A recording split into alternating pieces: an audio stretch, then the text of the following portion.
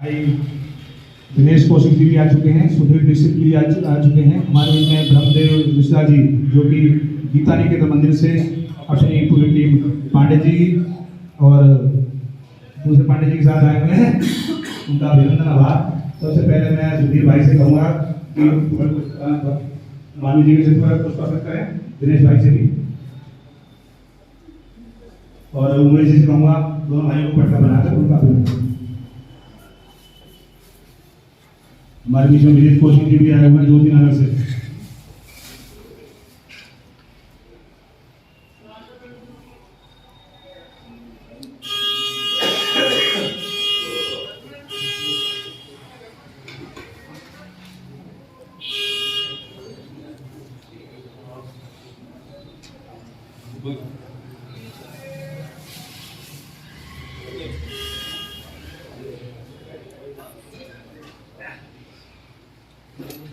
आज के इस कार्यक्रम में भगवान परशुराम और पंडित मदन मोहन मालवीय जी के चरणों में सादर प्रणाम, और जितने भी मेरे बड़े भाई पिता तुल्य बैठे उनके चरणों में सादर प्रणाम।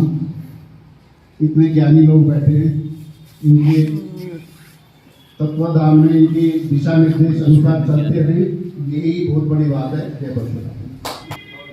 सम्मानित मंच पर उपस्थित मेरे सभी सम्मानित बड़े और मेरे भाई बंधु, सामने उपस्थित मेरी बहनें, मेरे भाई बंधु, सबको सादर प्रणाम। आज जैसे कि हम जानते हैं कि हम पंडित मदन मोहन मालवीय जी के जयंती के उपलक्ष्य में यहाँ पर उपस्थित हुए हैं।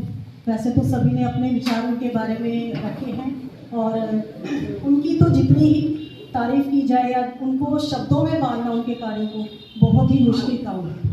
वो जितना कि मैं मेरी मतलब छोटी सी समझ है उसके अनुसार जितना मैं जान पा रही हूँ, वो अपने भाई बहनों में सबसे छोटे थे और बहुत ही बुद्धिमान थे। उन्होंने सारे समाज के लिए, ये नहीं कि वो जाति से ब्राह्मण होने के बावजूद भी उन्होंने सर्व समाज को, उसके हित को लेकर वो हमेशा आगे बढ़े। और उनकी चाहे शिक्षा के क्षेत्र में हो, चाहे पत्रकारिता के क्षेत्र में हो, चाहे वकालत हो, चाहे समाज सुधार हो, हर क्षेत्र में उनका जो कार्य था उसका वर्णन नहीं किया जा सकता।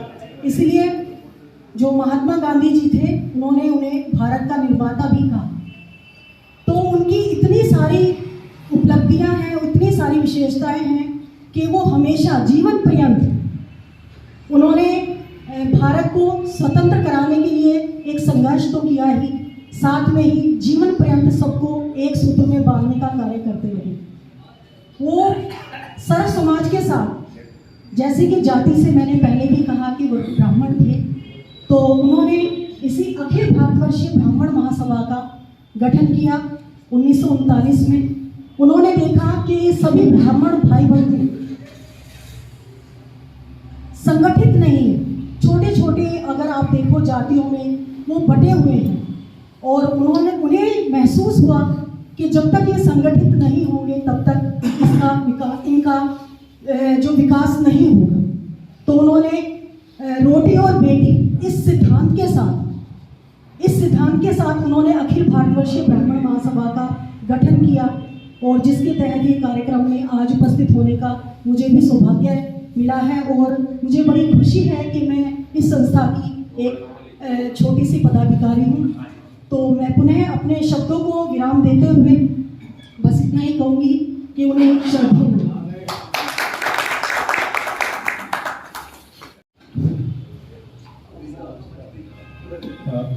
सबसे पहले मैं मुकेश जी का धन्यवाद करूँगा कि उन्होंने ये जिम्मेदारी दी एक नए छोटे बच्चे के लिए। और मैं जितने भी यहाँ मेरे बुजुर्ग बैठे हैं, मेरे से एक आदि कोई होगा कि जो मेरी एज का होगा, अदरवाइज सभी मेरे से बुजुर्ग हैं। तो मैं सबके से ही चरण स्पर्श और वंदना चाहता हूँ कि मेरे ऊपर ऐसा ही कि आशीर्वाद बना रहे, और जो कुछ कमियाँ हो वो आगे मेरी जो कमियाँ हैं उसको दूर करने का प्रयास करते रहें। तो मैं सबसे पहले ये चाहूँगा कि ब्राह्मण है क्या? ब्राह्मण ब्रह्म ज्ञानी, ब्रह्मांड जिसमें समाया हो।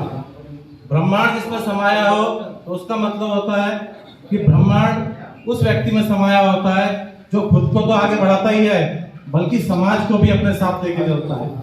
अब समाज में वो अपने ब्राह्मण को तो लेके चलता ही है, लेकिन एक ब्राह्मण ही एक ऐसा व्यक्ति होता है कि जिसने एक शादी ब्याह जो बनाया वो एक ऐसा पवित्र रिश्ता बनाया कि जिसके अंदर क्या है कि जब शादी होती है तो उसमें कि शादी के लिए कि मिट्टी का घड़ा आएगा तो कुम्हार के यहाँ से आएगा और नाई का यूज होगा।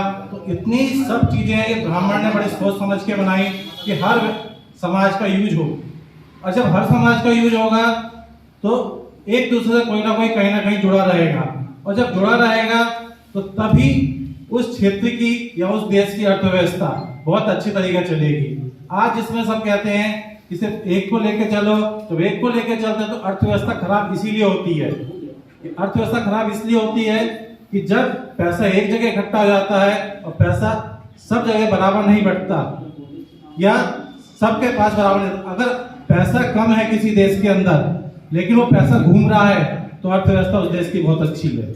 लेकिन अगर पैसा बहुत ज्यादा है और पैसा घूम नहीं रहा है, उस देश की अर्थव्यवस्था सबसे खराब अर्थव्यवस्था है। तो अभी तक जो हमारी अर्थव्यवस्था थी वो बहुत अच्छी थी 2014 से पहले, लेकिन 2014 के बाद जो अर्थव्यवस्था हुई है आए हुए हैं तो मैं उनसे अनुरोध करूँगा आए और थोड़ा पहले पुष्प अर्पित करें तथा फिर उसके बाद में परशुराम जी और मालवी जी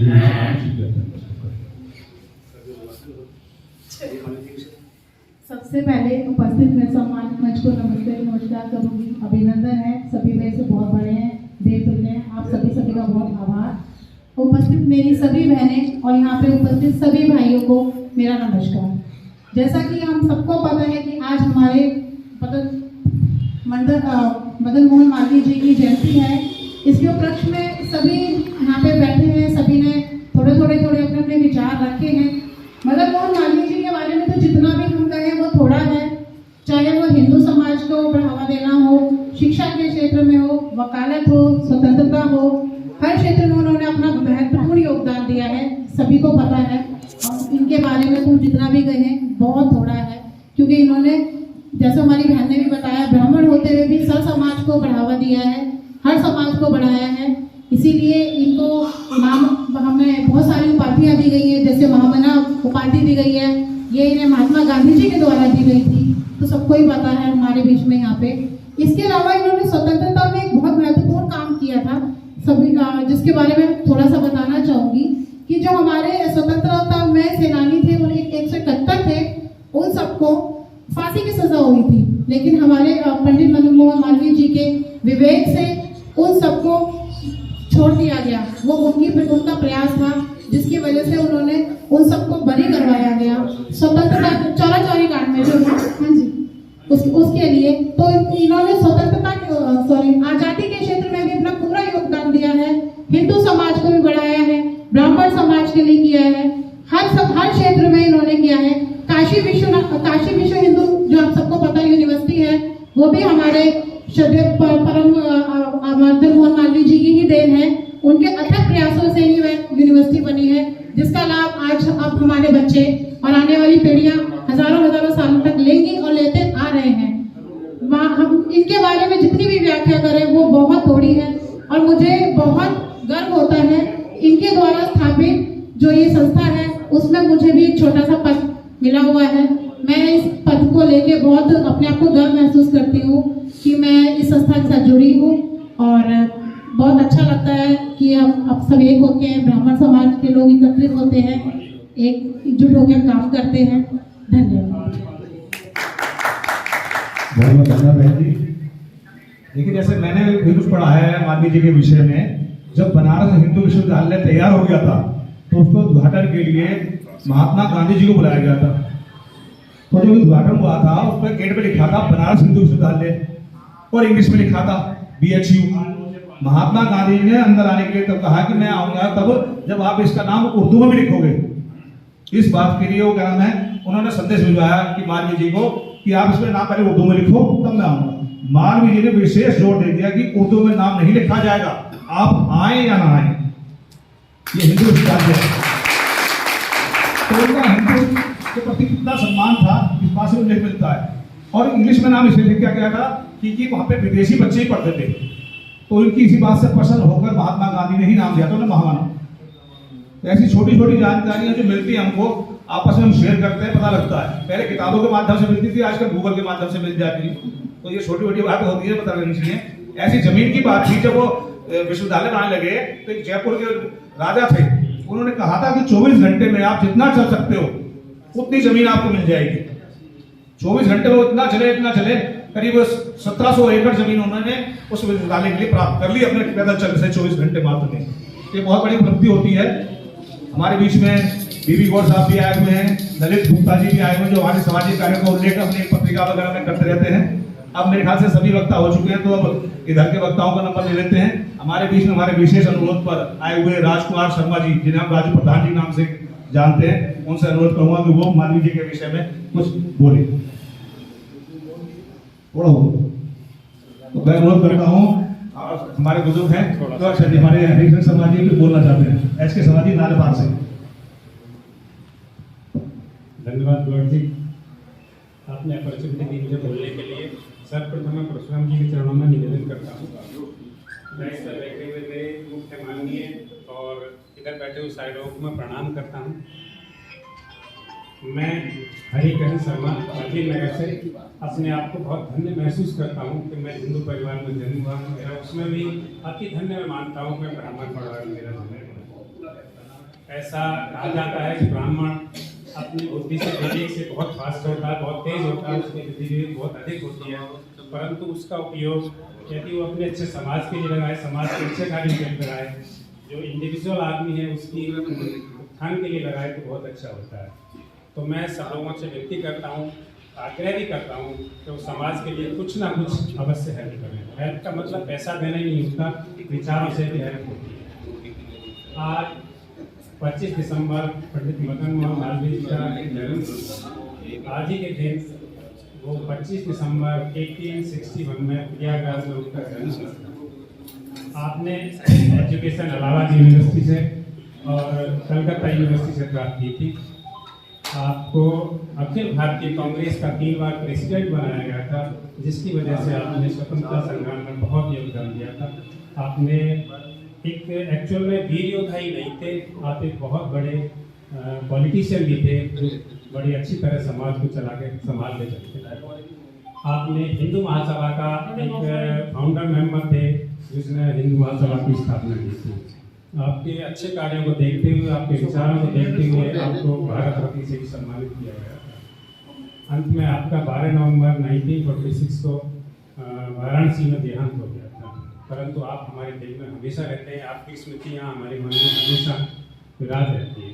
मैं पुनः आपसे आग्रह करता हूँ कि आप अपने समाज के लिए उनके बताए हुए रास्ते पर चलें और अपने ब्राह्मण समाज के उत्थान के लिए यथासंभव जो भी हो सके अपनी मेहनत से यथासंभव हो सके करें। विनोद शर्मा जी कहाँ चले गए? विनोद शर्मा जी का स्वागत करेंगे हमारे में। बहुत छोटा हूँ। अरे नहीं तो बात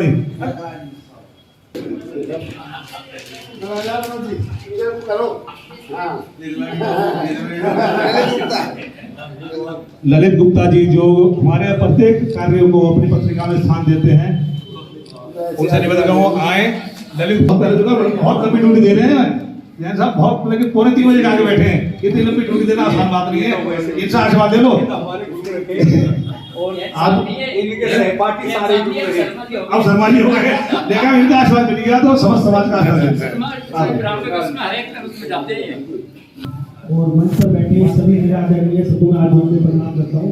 नाम तो सबका याद है, बड़ों को नाम होना उचित सा नहीं समझता, और जो मेरे आदरणीय बड़े बहन भाई सब यहाँ बैठे मेरे से बड़े भी हैं, हाथ जोड़ के प्रणाम करता हूँ। और एक हमारी छोटी भी मान ली है, अब तो आवाज आ गई है, छोटे भी है तो कोई बात नहीं, वो मुझे प्रणाम कर लेंगी, उससे मैं खुश हो जाऊंगा। तो जी सबने अपने अपने विचार रखे, जितने भी मंच पे आया आपने सबकी विचारधारा सुनी, सबके है, लेकिन मेरा सिर्फ एक ही वो था कि मालवीय जी ने एजुकेशन के ऊपर बड़ा जोर दिया कि जिस देश में सब पढ़ते हैं वो देश आगे बढ़ता है, नहीं तो वो देश पशु समान हो जाता है। मतलब पशु को कहीं भी हाँक दो तो उसको ज्ञान नहीं होता। लेकिन आज हमारे देश की शिक्षा बिल्कुल ऐसे स्तर पर आ चुकी है कि वहाँ शिक्षा में कितना स्तर में भेदभाव हो चुका है कि जो नगर निगम का बच्चा पढ़ाई करता है BA मतलब अच्छे स्कूल का प्राइवेट का, वो शिक्षा का इतना मतलब डिफरेंट आ गया है कि हम मालवीय जी की जिस विचारधारा को लेके चले थे, तो मुझे नहीं लगता कि आज के टाइम में वो आगे बढ़ रही है। तो शिक्षा का सबसे बड़ा मैं प्रभाव मानता हूँ यहाँ पर नीतियाँ गलत है, सरकार की नीतियाँ। और ब्राह्मण समाज से मैं अनुरोध करूंगा कि ऐसा कोई एक मंच बनाया जाए जो शिक्षा के लिए भारत सरकार से अनुरोध की शिक्षा का स्तर हर जगह समानता होना चाहिए, चाहे वो गांव हो, शहर हो, जहाँ भी कहीं हो। और ब्राह्मण समाज में मेरा एक अनुरोध हो रहा है कि जो गरीब ब्राह्मण हो, गरीब ब्राह्मण भी होता है, अमीर भी होता है, गरीब भी होता है, यदि उसका बच्चा पढ़ने में ठीक है तो हमें एक ऐसी संस्था बनानी चाहिए जहाँ हमें कुछ 100 रुपये महीना, 200 रुपये महीना कोई योगदान हम दे, जिससे कि वो बच्चा पढ़ सके, उसको कहीं अभाव ना हो कि हमारे ब्राह्मण के बच्चे के अंदर ज्ञान था लेकिन वो कहीं ना कहीं पैसे के कारण पीछे रह गए। एक ऐसी संस्था भी बननी चाहिए। वीडी शर्मा जी, हाँ, लेकिन वो संस्था कितना कार्य करता है, वो सी संस्था कि अभी ब्राह्मण बटा हुआ है, सभाएं इतनी हो गई है, क्योंकि पद की लालच में हम लोग सभा बहुत सारी बना लेते हैं, मुझे अध्यक्ष पद चाहिए, मुझे कोषाध्यक्ष चाहिए। यदि ब्राह्मण को आगे बढ़ना है तो मेरा मानना यह है कि पूरे हिंदुस्तान में एक ही ब्राह्मण सभा होनी चाहिए। पद की लालच में हम बदल लेते हैं, ब्राह्मण सभा नहीं खोल लेते हर बार, आज पंजीकरण फलाना, आज ढिगाना और ये आज वो, लेकिन पद की लालच छोड़ दो। यदि समाज को, ब्राह्मण को जिंदा रखना है तो मेरा यही अनुरोध है, एक ही भारतवर्ष में एक ही महासभा चलनी चाहिए। पद तो आते और जाते रहते हैं लेकिन आपकी विचारधारा जिंदा रहेगी। मेरे बड़े भाई केडी पाठक भी बैठे हैं, यदि वो मेरी बात को गलत हुआ नीचे तो मेरे कान तुरंत बदल लें। अनिल भाई भी बैठे हैं, तुरंत मेरे कान हट लें, लेकिन मेरी विचारधारा, ये मेरे अपने विचार हैं, वो कोई हो सकता है मेरे विचार से सहमत हो या ना हो, जो है उनका मैं दिल की गहराइयों से अभिनंदन करूँ कि वो मेरे साथ हैं, और जो नहीं है वो सोचे कि क्यों नहीं है, क्या कारण है। यदि कहीं मैं गलत हूँ तो मुझे समझाएं। हो सकता है कि मेरे छोटा बच्चा हुए, बाकी मुकेश गौड़ जी आ रहे हैं, उन्होंने कहा था समय जरा कम लियो, तो वो आ रहे हैं, तो मैं अपनी वाणी को यही समाप्त दे दूं। मैं समझ गया वो आ गए तो मैं समझ गया भाई साहब आ रहे हैं। भाई मुकेश गौड़ जी, अशोक शर्मा जी ताले बैठे, दिनेश कौशिक जी, दिनेश मलिक साहब, भाई कैलाश जैन जी, गौरव भट्टस से हैं क्या? यहाँ पर सभी बैठे हुए सभी ब्रह्मबंधुओं, सबसे पहले मैं आप सबके अंदर बैठी हुई ब्रह्म चेतना को नमन करता हूँ, प्रणाम करता हूँ। सभी यहाँ पर ब्राह्मण हैं। मैं तो ये कहना चाहूँगा कि पंडित कैलाश जैन जी या पंडित दिनेश मलिक जी, मैं कह रहा हूँ पंडित दिनेश मलिक जी बैठे हैं और पंडित कैलाश जैन जी को तो मैं लगभग पिछले 35 या 37 वर्षों से इनके परिवार से परिचित हूँ। जब मैं कामा गया था तो इनके भाई हैं रविंदर जैन जी, मैं उनके यहाँ गया, उनसे परिचय हुआ, उनसे तभी बातें हुई है। आज हम सब लोग महामना मदन और मालवीय जी की जयंती मनाने के लिए यहाँ उपस्थित हैं। अखिल भारतवर्षीय ब्राह्मण महासभा के हमारे संस्थापक, हर व्यक्ति के अंदर कुछ गुणों का समावेश होता है।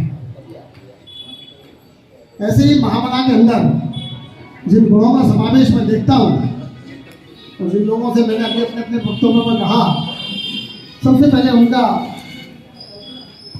उनके अंदर जो दूरदर्शिता थी, उन गुणों को हम चले तो निश्चित तौर पर उन्होंने आज़ादी पूर्व 1937 में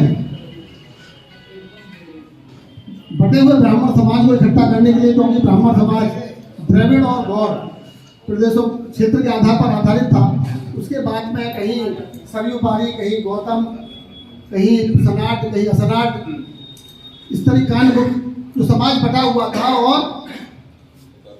आपस में एक दूसरे को अपने से ऊंचा मानने का कार्य करता था पाठक साहब।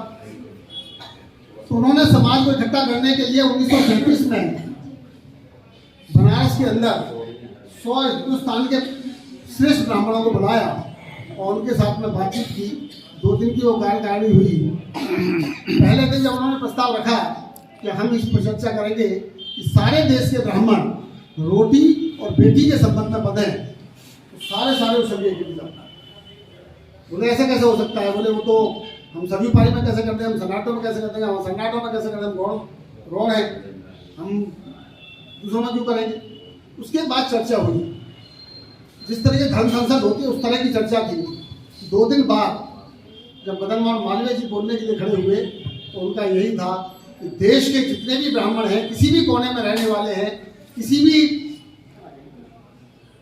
चाहे वो सनातन है जो भी है, वो सारे ब्राह्मण एक समान है। उनके ये धर्म सम्मत है कि उनमें रोटी और बेटी का रिश्ता बन सकता है। जी ने केवल ब्राह्मणों के उद्धार के लिए कार्य नहीं किया। मदन मोहन मालवीय जी का उद्देश्य सारे संसार का उद्धार करना था, सारे सर्व समाज का उद्धार करना था। जब एक शिक्षा का केंद्र खोला जाता है तो उसमें एक व्यक्ति, एक परिवार, एक समाज नहीं पढ़ाई करता, उसमें पूरा देश पढ़ाई करता है। और उन्हीं के द्वारा जो मार्ग हमें दिखाया गया उस समय, जब उन्होंने शिक्षा का विस्तार किया, वो विस्तार आज तक चल रहा है और चलता ही रहेगा। बड़े विवेकशील व्यक्ति थे। महामना की उपाधि ये किसी व्यक्ति विशेष को या किसी भी शिक्षाविद को नहीं मिलती। ये उपाधि बनी और मैं समझता हूं, जैसे ये मुझे ज्ञान है कि शायद भारतवर्ष में महामना की उपाधि अन्य किसी व्यक्ति को आज तक नहीं मिली।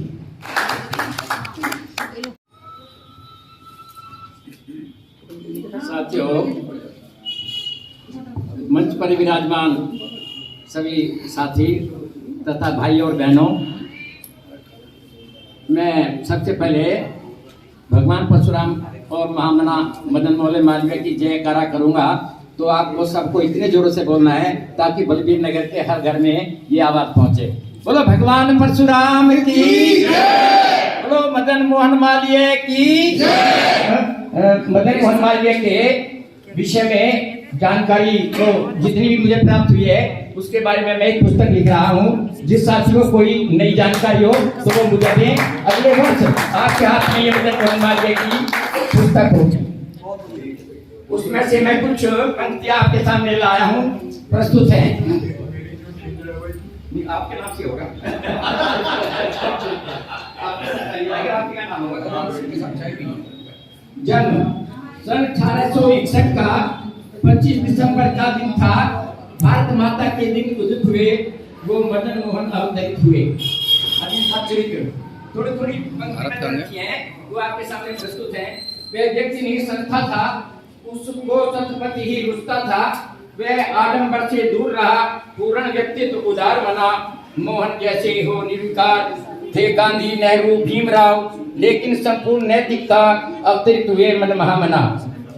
इसके साथ साथ इन्होंने जाति पाति अमीर गरीब का भेदभाव मिटाने की कोशिश की है। इसकी कुछ पंक्तियां मैं आपके सामने प्रस्तुत कर रहा हूँ। एक दिन भुवनेश्वर नाथ मिश्र जो थे मोहन के परम मित्र, ले साथ एक बालक भोला, आ महामना से यूं बोला, यह बात हमारे जनपद का जो लगता कोरा अनपढ़ सा, इसने मैट्रिक है पास किया, मिट्टी का जला दिया।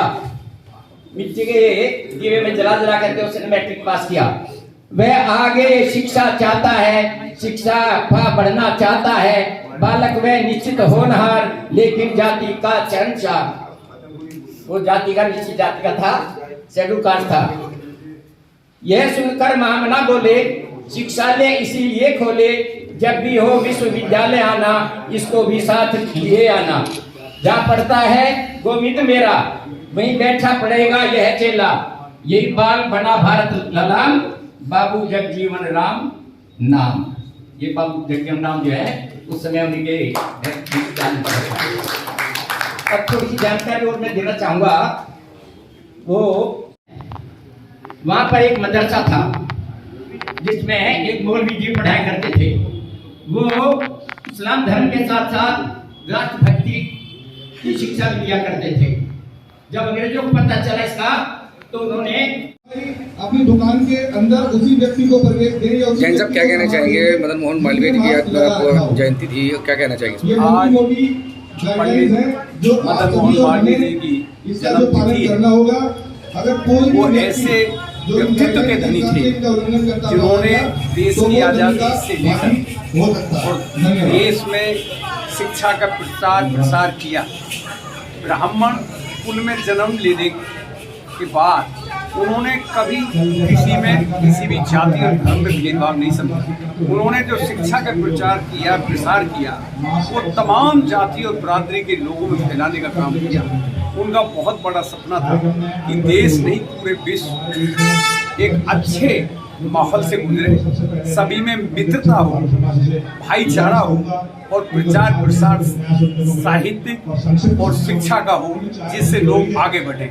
आज उन्हीं के मार्गदर्शन पर चल कर के हमारे जो देश की आज़ादी की लड़ाई में, देश आज़ाद करवाने में जो आगे रहे, उन्हीं के मार्ग पर चल के आज हमारे पूरे हिंदुस्तान, भारत को आगे पहुंचाने का काम कर रहे हैं। इस मौके पर मैं बहुत ही दिल की गहराइयों से उनके जन्मदिन पर उनको नमन करता हूँ। अनिल वशिष्ठ जी, क्या कहेंगे? आज महामहिम पंडित मदन मोहन मालवीय जी की जयंती है और काफ़ी ब्राह्मण समाज जो है आया हुआ है, क्या कहेंगे सब? मदन मोहन मालवीय जी ऐसी शख्सियत थी, जिन्होंने देश को जहाँ स्वतंत्रता संग्राम के अंदर सहयोग देकर, स्वतंत्रता संग्राम की मदद करके, पूरा कांड के अंदर जहाँ देश की स्वतंत्रता में सहयोग दिया, वहीं देश के उत्थान के लिए एक शिक्षा का ऐसी जो निसंदेह आज तक भी हमें प्रेरणा देती है। आज जो शिक्षा का प्रचार प्रसार इतना देखने को मिला है, उसमें बहुत ही बड़ा महत्वपूर्ण योगदान मील का पत्थर बनारस हिंदू विश्वविद्यालय के रूप में हमारे सामने है। आज हमारे अनेकों डॉक्टर, अनेकों वैज्ञानिक, अनेकों शिक्षाविद, अनेकों अलग अलग क्षेत्रों के जो हमारे विभूतियाँ दिखाई देती हैं, वो एक तरह से बनारस विश्वविद्यालय की एक पहचान है, उनकी एक देन है, जो आज हमारे यहाँ तमाम डॉक्टर और हॉस्पिटल, बड़े बड़े हॉस्पिटल दिखाई देते हैं, बड़े बड़े विश्वविद्यालय दिखाई देते हैं। ये सब उनकी देन है। उसी में से पढ़ लिख कर हमारे इतने बड़े वैज्ञानिक बने, इतने बड़े डॉक्टर बने, इतने बड़े खिलाड़ी और शिक्षाविद बने। तो आज हम उनकी जयंती के इस शुभ अवसर पर उनको नमन करते हैं, उनको याद करते हैं और उनकी जो प्रेरणा, जो विचार हैं, उनके प्रचार प्रसार के लिए यदि हम इसी तरीके से जयंती मनाकर और लोगों को समझाते रहें, लोगों को बताते रहें उनके विषय में, तो निसंदेह इससे आने वाली पीढ़ी को फायदा मिलेगा। कहेंगे आज जैसे कि पंडित मदन मोहन मालवीय जी की जयंती है और हमारे मुकेश भाई ने इसका आयोजन किया अखिल भारतवर्षीय ब्राह्मण महासभा, तो पंडित मदन मोहन मालवीय जी, क्योंकि इनके द्वारा ही हमारी संस्था अखिल भारतवर्षीय ब्राह्मण महासभा का गठन हुआ था 1939 में, और बेटी और रोटी के उद्देश्य के साथ इन्होंने इस संस्था का निर्माण किया था, ताकि सभी जो छोटी छोटी जातियों में जो ब्राह्मण बटे हुए हैं वो संगठित हों और साथ में उनके यहाँ बेटी और रोटी वाला निष्ठा रहे और उनके बच्चों को शिक्षित करके विद्या उपार्जन के माध्यम से उनको इस लायक बनाया जाए ताकि आगे अपने जीवन को चलाने में सक्षम हो सके। क्या कहेंगी, जिस तरह से आज मदन मोहन मालवीय की जयंती है, वहाँ पर जो है सभी ने पुष्प अर्पण भी किए और बहुत से जो लोग आए हुए थे उन्होंने अपने विचार रखे, क्या कहेंगे उनके विचारों को देखते हुए? मैं उनके विचारों को देखते हुए यही कहना चाहती हूँ कि मदन मोहन मालवीय जी ने ब्राह्मणों को संगठित करके देश में एक नई दिशा और प्रदान करी और उन्होंने जो काशी विश्वविद्यालय की स्थापना करी, वो एक ऐसा ज्वलंत उदाहरण है, उससे सभी लोगों को प्रेरणा मिलती है कि हमें अपने देश में स्कूल और कॉलेजेस मतलब विश्वविद्यालय की स्थापना जरूर करनी चाहिए, जिससे कि सभी, उसमें ऐसा नहीं है कि ब्राह्मण ही बल्कि सभी धर्मों के बच्चे शिक्षा प्राप्त करते हैं और आगे उनका भविष्य उज्जवल होता है। और उन्होंने हिंदी माध्यम पर ज़्यादा जोर देते हुए कहा कि हमारी जो कार्यशैली है वो हमेशा हिंदी में ही करनी चाहिए और आज हम उनको शत नमन करते हैं और ये प्रेरणा देते हैं कि सभी ब्राह्मण एकजुट होकर सभी सामाजिक कार्यों के लिए अग्रसर रहें। बिल्कुल मदन मोहन मालवीय जी का जन्मदिवस है,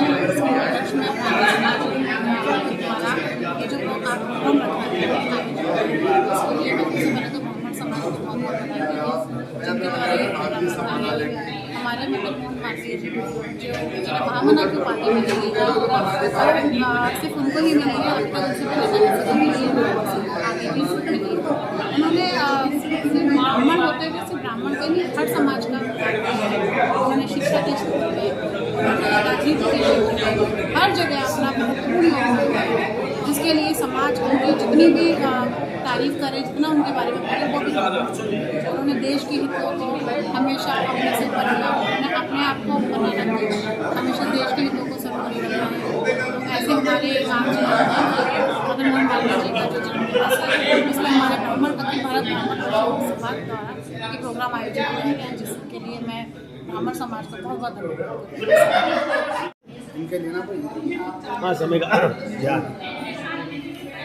मुकेश जी क्या कहना चाहेंगे पंडित मदन मोहन मालवीय की आज जो है जन्म उत्सव के उत्सव में जो है बहुत ज़्यादा जो हर तरह का समुदाय जो आपने आज इकट्ठा किया, और क्या कहेंगे इस विषय में? मेरा अपना कहना है कि जैसे मालवीय जी के जो चित्र चरित्र हम सभी को, सिर्फ ब्राह्मणों को नहीं, हम सभी व्यक्तियों को अपने मन में उतार कर उस पर अनुसरण करना चाहिए। मेरा अपना मानना है। आज हमने सर्व समाज लोगों को बुलाया गया है, इसमें जाट समाज से भी आए हैं, गुजर समाज से भी आए हैं, और कुशवाहा समाज से भी आए हैं, सुनार समाज से भी आए हैं, काफ़ी संख्या में लोग आए हैं यहाँ पे। और सभी से मेरा मतलब ये है कि हम सबको साथ लेकर समाज हित के अंदर जो भी हमारे से कार्य होगा हम कार्य करने में सदैव आगे रहेंगे। जिस तरह देखा गया मुख्य वक्ताओं ने अपनी अपनी बात रखी, क्या कहेंगे इसके बारे में? नहीं, मुख्य वक्ताओं ने वही बात रखी जो कि इनके जीवन यापन में गुजरी हुई है, जो उनके बारे में बताया गया है, किस तरह से उन्होंने क्या क्या संघर्ष किया है समाज के लिए, हिंदू समाज के लिए, समस्त भारत के लिए। चाहे वो कांग्रेस के अध्यक्ष की वाली बात हो, चाहे जमीन अधिग्रहण की वाली बात हो, चाहे वो क्या नाम है नामकरण वाली बात हो, ऐसी कई बातें जो कि हमें जानकारी नहीं मिलती थी। आज इन बुजुर्गों के माध्यम से, जो हमारे इतने सीनियर लोग यहाँ पे आए थे, उनके माध्यम से ऐसी ऐसी जानकारी मिली है, हम उनके साथ करते हैं। और साथ ही ये कहते हैं कि ऐसे कार्यक्रम को या ऐसे जानकारी को बच्चों में भी शेयर करना चाहिए, जिससे कि आगे भी संस्कार बढ़ते चले। नहीं, जिस तरह से जानकारी दी गई है उस तरह से आने वाले समय में क्या इस बातों पे अमल भी किया जाएगा, या बस मंच के माध्यम से वहीं का वहीं सीमित रह जाएगा? आज हमने एक बात देखी थी, हमने 2 बच्चे स्पेशल बनाए थे इसी कार्य के लिए, क्योंकि हम लोग क्या है अपनी उम्र के लोग चल देते हैं, आगे बढ़ देते हैं, हम नई पीढ़ी को आगे नहीं बढ़ा रहे, और यही हम सबसे बड़ी कमी कर रहे हैं। अगर हमने नई पीढ़ी को इन समान विचार वालों से नहीं जोड़ा, तो आने वाले समय में हमारे संस्कार और जो इन्होंने महान कार्य किए हैं महान लोगों ने, वो हम कार्य आगे ना कर पाएंगे। इसलिए नई पीढ़ी को साथ लेकर चलना। मतलब कहने का मतलब ये आपने आगाज़ दे दिया इस बात? आगाज़ तो ये बहुत पहले दे देना चाहिए, और दिया भी था। आप मुझे देख लो, मैं भी तो कभी बारह बार आऊँगा, मुझे अपने परिवार से या अपने समाज से संस्कार मिले हैं, तो इन सामाजिक कार्यों में बड़े चक्कर में आगे आ रहा हूँ, और ऐसे संस्कार बताता हूँ आगे जो आने वाली पीढ़ियाँ हैं उनको भी ऐसा संस्कार मिले कि इन महान लोगों के पद चिन्हों पर चलते हुए थोड़ा सा एक समाज हित के अंदर कार्य हम भी कर सकते हैं।